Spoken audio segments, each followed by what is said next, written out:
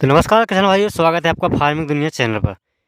जिन किसान भाइयों ने इस साल चने की खेती की है उनके लिए यह वीडियो बहुत ही खास होने वाला है, क्योंकि इस वीडियो में आपको हम कुछ सावधानियां बताएंगे। चने की खेती में आपको किन किन बातों का ध्यान रखना है जिससे कि आपको उत्पादन अधिक से अधिक मिल सके। तो यदि आप इन सभी बातों को अप्लाई करते हैं अपनी फसलों में तो आप प्रति एकड़ उसी खेत में, उसी एरिया में और उसी समय में 2 से 4 क्विंटल ज़्यादा चना उत्पादन कर सकते हैं यदि आप इन बातों का ध्यान रखते हैं।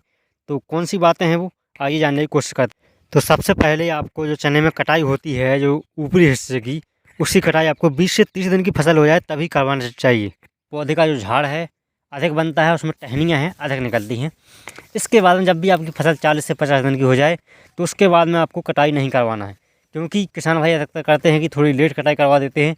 जब उसमें फूल आने लगते हैं तभी कटाई करने लगते हैं बहुत से किसान भाई। तो ऐसा नहीं करना है आपको 20 से 30 दिन की जब उम्र होती है चने की फसल की, उस समय पर आपको कटाई करवाना है तो आपकी जो टहनियाँ हैं अधिक विकसित होगी। लेकिन जिन किसान भाइयों के पास में सिंचाइयाँ कम हैं, एक सिंचाई उपलब्ध है, तो उस एरिया में आप यदि 2% यूरिया या DAP का स्प्रे करते हैं तो आपको 2 से 4 क्विंटल प्रति एकड़ के हिसाब से उत्पादन ज़्यादा मिल सकता है। तो किसी वैज्ञानिक बताते हैं कि 2 क्विंटल तक उत्पादन आपको ज़्यादा मिल सकता है यदि आप DAP का स्प्रे करवा देते हैं असिंचित एरिया में। तो कटाई के बाद में उससे क्या है, जो टहनियाँ ज़्यादा निकलती हैं और पौधे का विकास है अच्छा होता है। फास्फोरस की जो पूर्ति होती है चने की फसल में, उससे उसका विकास अच्छा होता है, तो इसलिए आपको इतना उत्पादन ज़्यादा मिलेगा। इसके बाद में आपको जब सिंचाई करना है, जिन एरिया में सिंचाई है तो उसमें आपको 40 से 60 दिन के बीच में एक सिंचाई करना है। उस समय पर फूल की अवस्था होती है चने की, तो यदि आप उस समय पर सिंचाई करते हैं तो फूल भी ज़्यादा निकलेंगे, इससे फलियाँ भी ज़्यादा लगेंगी। और इसके बाद में यदि बारिश हो जाती तो आपको सिंचाई नहीं करना है ध्यान से, और चने की वृद्धि ज़्यादा हो जाती है, इसलिए आपको ऐसे टॉनिक का स्प्रे करना है जो कि फूल ज़्यादा लाएँ और वृद्धि को रोक दें, जिससे पिलानोफिक्स आता है। तो इस प्रकार के टॉनिक का आप स्प्रे कर सकते हैं यदि बारिश हो जाती है तो। इसके अलावा आप कीटों का ध्यान रखें कि कोई कीट अटैक तो नहीं कर रहा है, क्योंकि जब उसकी घेंटी बनती है चने की उस समय पर इल्लियाँ लग जाती हैं चने में और उस समय पर बहुत ही नुकसान कर देती हैं।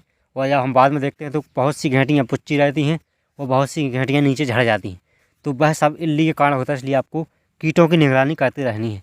और दूसरी सिंचाई जब करना है आपके लिए, जब आपकी जो घेंटी है लग जाए, उसमें दाने की बनने की प्रोसेस होने लगे, तो उस समय पर आपको दूसरी सिंचाई देना है चने की फसल में। यदि उस समय पर भी बारिश हो जाती है तो आपको कोई भी सिंचाई नहीं करनी है चने की फसल में, अन्यथा आपकी जो पौधे की वृद्धि है ज़्यादा हो जाती है, उसमें फल कम लगते हैं। तो इन बातों का आपको ध्यान रखना है।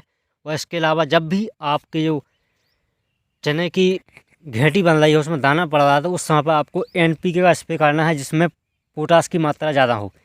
जिसमें NPK जो ग्रेड आती है उसमें पोटास की मात्रा ज़्यादा होती है, उसका आपको स्प्रे करना है। तो उसमें जो चने का दाना है वो ज़्यादा मोटा बनेगा और बड़ा होगा, इसलिए उत्पादन आपको ज़्यादा मिलेगा।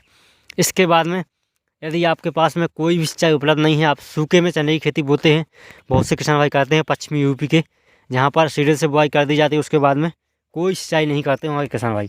तो ऐसी अवस्था में आपको एक बार जब आप चने की कटाई करवाएं तब आपको DAP का 1.5-2% के हिसाब से स्प्रे करवा देना है, मतलब प्रति पंप 150 से 200 ग्राम DAP घोल करके।